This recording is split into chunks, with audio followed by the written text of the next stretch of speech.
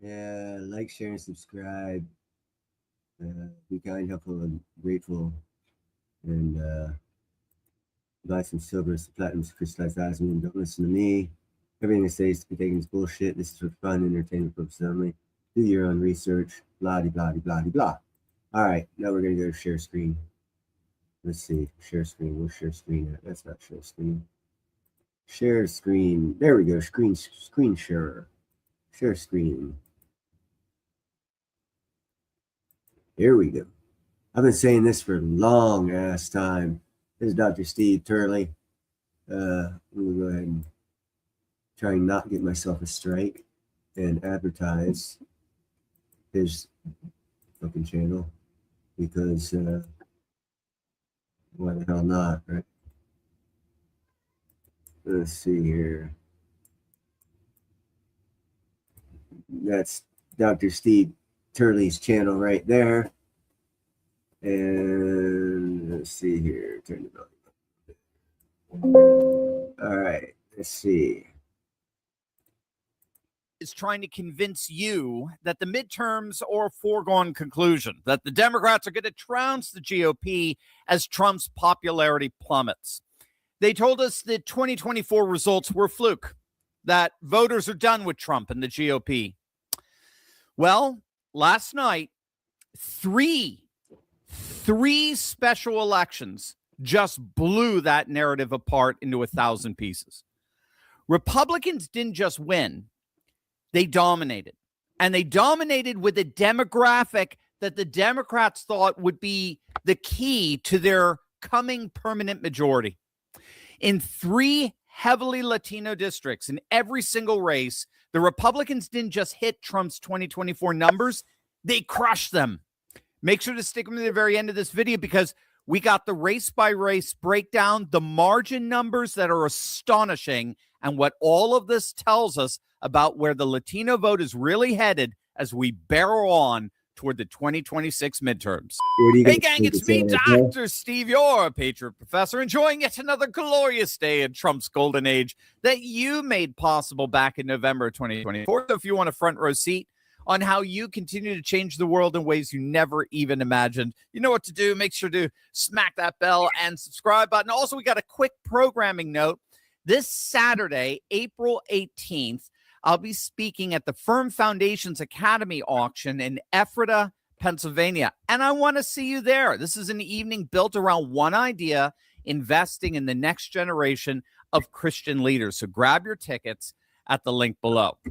So the Democrat Party has had a rough couple of months. And when I say rough, I mean catastrophically rough. The legacy media has been working overtime, trying to convince you that Latino voters are fleeing the Republican Party, that the ICE raids, the tariffs, the Iran operation, all of it is supposedly sending Hispanic voters sprinting back to the Democrats.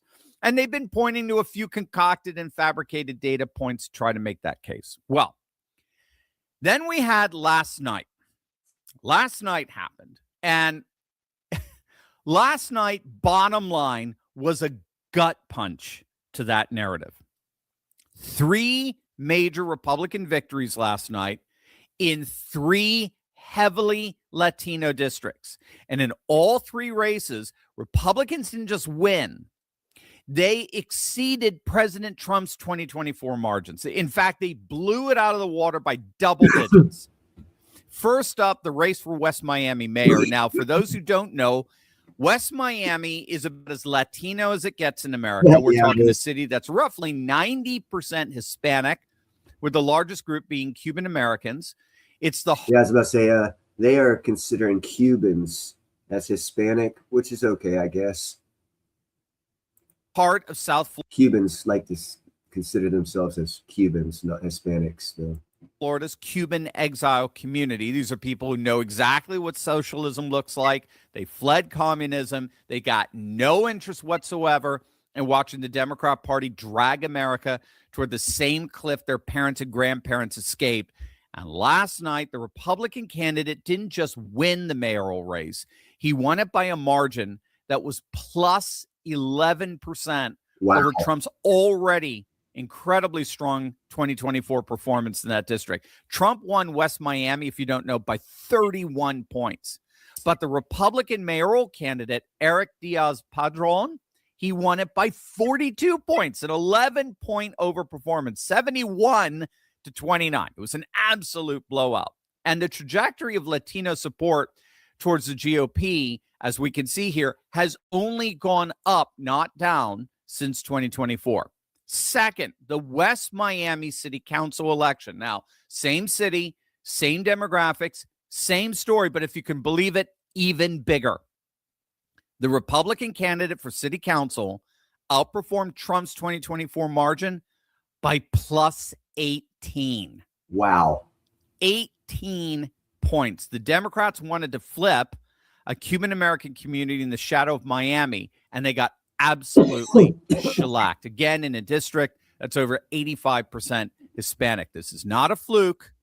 This is a community doubling down. See, what the Democrats seem to conveniently forgets, because, they have to forget things to make themselves look good, is Kennedy was a Democrat, and the Bay of Pigs was his fault, and the Cuban Americans that hopped on boats and fled to America blame Kennedy for Cuba not being free.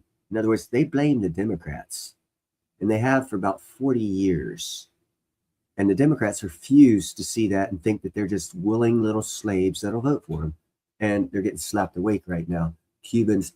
And then there's the one that should really make Democrats lose sleep: Rio Rancho, New Mexico. Now, we've been talking a lot lately about New Mexico because the otherwise reliably blue state has been trending very noticeably red of late, with two demographics that have been shifting towards the GOP: Latinos and the working class. And lo and behold, what do we have here?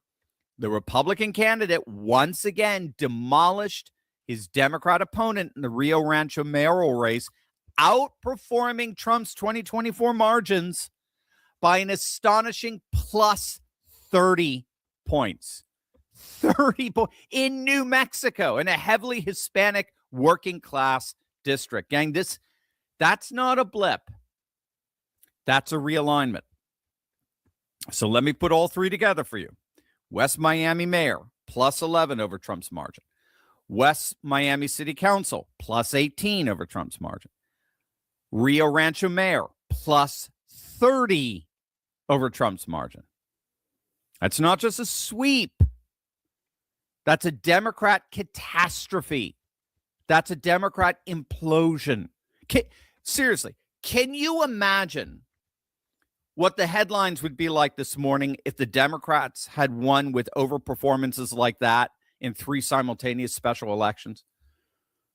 Now, a word of caution in all this. We do not want to read too much into this for the midterms because special elections are not particularly predictive for midterm results. So that's an important caveat here. Special elections are just that, right? They are special. They're one-offs. And they generally don't offer any real insights beyond themselves. But that said, there is a key indicator here that's emerging in all 3 of these races that does indeed directly impact the midterms. And I'm going to show you what that indicator is and precisely why it matters as the GOP prepares to defend their congressional majority just 7 months from now. But first, when we think about war, we picture soldiers in battlefields, but the real damage doesn't stay contained. Take a look at what modern warfare looks like. Why is this town covered in spider webs? And yes, this is real. The answer is those are not spider webs. That is fiber optic cable. And that is what warfare looks like in 2026. To prevent the drones from being jammed, they trail behind them mile after mile of fiber optic cable. And now the landscape is absolutely covered in thousands of miles of this cable. And it's not just these fiber optic cables. Every time a missile goes off or a bomb explodes, microplastic particles are released into the upper atmosphere and spread globally, making their way into the air we breathe and the food we eat. Because they're so small, They get absorbed into the bloodstream and our organs, where they build up over time, triggering inflammation and increasing the risk of heart disease, cancers, and even Alzheimer's. That's enough of him. This wasn't about cancer. It was about Democrats losing. What's up, Chad? And the Democrats are going to lose California in November, and California is going to flip red. Just a heads up for all you people out there wondering what's going on out here. I was asked about 5 years ago, to join a secret Republican committee that was looking to take back California in 2026 and 2028. And they've been working at it pretty hard. And I think we're going to win. It's the only reason I've been staying out here in California, been putting up with all the shit I've had to put up with from my union and all these other politically based organizations that are screwing me actively because I don't vote Democrat. But the only reason I'm staying out here in California is so that I can squash them. I can put in my 2 cents, put in my intelligence to the committees, let them know which direction they should go to destroy them. And I believe it's going to work. Then I'll leave California to its own measures. Hopefully the people in Southern California will be real pissed off that all the Democrat politicians are refusing to allow them to rebuild their houses, forcing them to live in the streets. Imagine that. You have $1 million house, a fire comes along, and then the city says, no, you can't rebuild yet. You have to be a street urchin. From a millionaire to a street urchin. Yeah, Democrats are going to lose big time, guys. And then, of course, California will be a lot of building will go on, a lot of infrastructure and all this other shit, because for the past 10 years, we've stopped all of that and gone the opposite direction of every other state other than New York in America. Like, for instance, if I were to go to Virginia, South Carolina, North Carolina, Kentucky, anywhere around there, ironwork they're begging for iron workers. So work's real good there. The only reason it's not good out here in California is because rules and regulations put on by the Democratic Party for the past 12 years that they've been in control. It's killed business. And then the people are sick of it. So it will change, and then there'll be a lot of business here, but I'm leaving. I'm not going to stick around for it. I'm sick of this place. But anyhow, just a little shorty. What's going on? Let's take a look at one other thing here that you guys probably be interested in, and I'll give you my little 2 cents on it. Let's see here. Go to share screen. Hey, what's up, gold and silver? Share screen, share screen. Here we go. This is what you guys want to see. Gold is down $30, is 4,800. Silver is at 79.43. Platinum is at 21.17. Silver. Let's talk silver. Okay. There's going to be a precious metals bull run until 2030. 2030. If silver starts running up into triple digits right now, by 2030, it'll be high 4 digits. So unless something happens with gold to where that price is somehow driven, which it should not be, take other metals and other minerals and convert it to gold. We can't do that with silver yet, but they're looking at it. So I don't think silver is going to make a big run right now. I think right now might be like a little dead cat bounce, and it'll fall back down again, because if it does run this time, then we're going to have to start the 3 sequences all over 2023, which means we're going to have a strong accumulation period after it runs up, which means it's going to fall for the accumulation period. You got to really know charts to understand what I'm talking about. But there's 3 phases of the chart: accumulation, something else, and then exuberance. And we're going to be getting into the exuberance, which will drive the price up into 3 digits for sure. But if we get into the exuberance stage right now in 2026, we still have 3.5 years to go before the bull run ends. It's not going to continuously go up for 3.5 years. So it's going to have to reset and do it all over again. Or it's going to hang sideways for a couple more months. Probably, I think maybe and then it'll start making its run. But these are all just projections, and geopolitics obviously changes a lot of things. I mean, if Russia drops a nuclear bomb on Israel tomorrow, everything changes, so things are obviously up for change through other countries and what they do. So you got to keep an eye on that kind of stuff too. But yeah, stacking's still a good deal. I would not buy gold. I would buy silver. It's got the most upside, and platinum. It has the most upside. Because after the manipulation breaks, and for people who haven't been listening to me for the past 4 years, platinum's been manipulated since 2011. When the manipulation ends, it'll go back up to twice gold's price. It won't happen overnight, but it will happen. So what you really want to buy is silver and platinum. Those are the only two important metals. Gold will be around. Yeah, hey, if gold goes up to 15,000, you doubled your money, you tripled your money. Cool. You took 5,000, made it 15,000. If you take that same 5,000, buy platinum, you get a little over 2 ounces of platinum with some silver. When it goes up, you'll make a lot more money by 2030 off of those 2 ounces of silver than you will off that 1 ounce of gold. Or 2 ounces of platinum over that 1 ounce of gold. You want platinum and silver, just like I've been saying the whole time that I have been on this show. You want to buy silver and platinum. Those are the important metals. Those are the ones that have got changed up. We're running short on platinum. We're not running short on silver, but we are running short on platinum. Silver we're only running short of because, Mexico closed down all their mines, and China is paying more than our spot price. So that means that they're going to be getting a lot of silver and giving fiat dollars for that silver. And people are saying, oh my God, that's a bad thing. They're getting all silver. You're right, it is a bad thing. But you got to look at the other side of the coin. If you look at platinum, it's the exact opposite.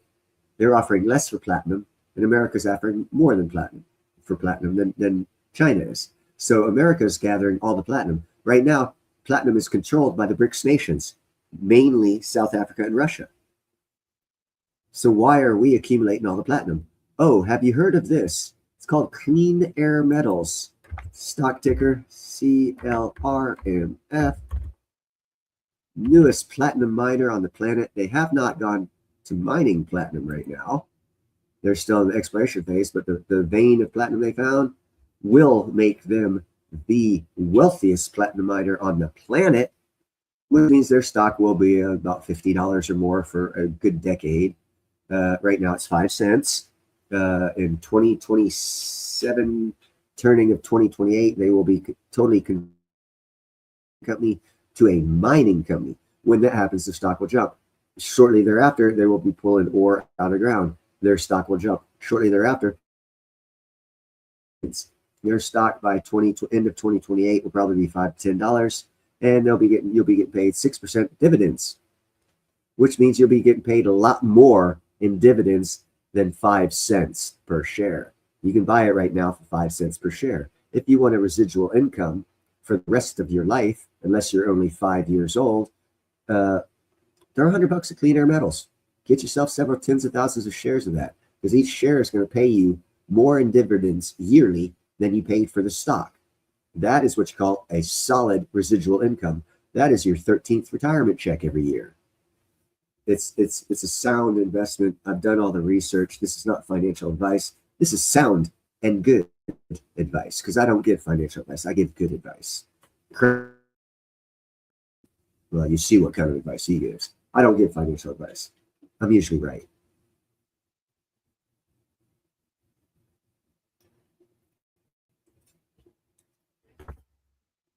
But that company, there's a company you want to look at. And it's like 5 cents a share. My God, you get 20 shares for $1.02 for 100, 20,000 for 1,000. So $1,000, you get 20,000 shares. 20,000 shares at 6 cents per share. You just got $2,000 back on the first dividend payment, plus profit. At that point in time, it's like having crypto. Yeah, me just stick it in the cold wallet and keep collecting the money. But anyhow, I'm going to keep this one short. But seriously, look into CLRMF. That thing will make you a good residual income. And if we do have a lot of hard financial times coming by 2030 and beyond, that stock it'll be your savior. It'll give you money. And you don't have to throw any more money at it because you threw money at it in 2026. And in 2030, you'll be living the high life. And that's why I tell people that stock, I'm buying crap loads of it. Anyhow, you guys have a great day. I appreciate each and every one of you giving me a little bit of your time. I've already taken up 20 minutes of your time, so I'm going to end this. Have a great Wednesday and the rest of your week. God bless America and everyone here. Make sure to be kind, helpful, and grateful. And check on the elderly in your area. Because trust me, their kids probably don't give a shit about them. You guys have a great day.